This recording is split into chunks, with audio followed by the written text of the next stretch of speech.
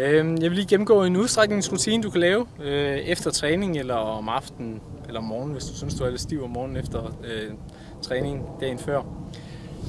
Du starter med at gå ned i den her position.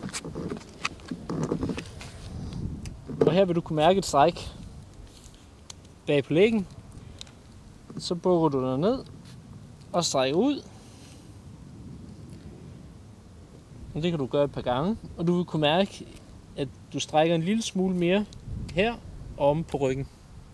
Og det er vigtigt, at det føles behageligt. At det ikke går ondt. Stræk skal føles behagelige. Så stiller du ind. Tager armene under her. Og skyder ryggen opad.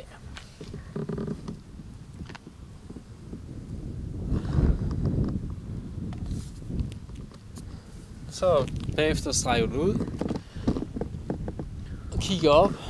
Og så strækker til hver sin side, så du kan mærke et stræk her på ydersiden. Igen, de her stræk skal du ikke holde et bestemt stykke tid. Altså stræk mere, så det føles behageligt. I stedet for at stå og tælle et eller andet bestemt antal sekunder. Du skal helst føle, at du bliver afslappet, mens du gør det. Det er hele meningen med det. Efter den øvelse, så bøjer du dig forover. Og lader armene hænge ned. Igen, lad være med at søge og kæmpe for at komme ned og nå jorden. Men i stedet, så bøjer du i benene. Får din brystkasse ind mod knæene. Og så retter ud igen. Og igen, det skal føles behageligt. Du må gerne føle, at der er et stræk, eller du bliver en lille smule spændt nogle steder, men søg hele tiden at prøve at slappe af. Det kan du gøre et par gange, indtil du ligesom synes, at nu er du blevet en smule afslappet. Sidste øvelse, som vi laver, der skal vi have noget blødt for knæet.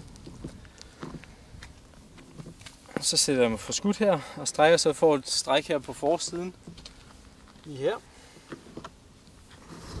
Og når jeg holder det et stykke tid, så tager jeg ved foden her bagved. Og trækker op mod ballen og ned igen. Og igen, det skal ikke gøre ondt. Det skal helst føles behageligt og rart.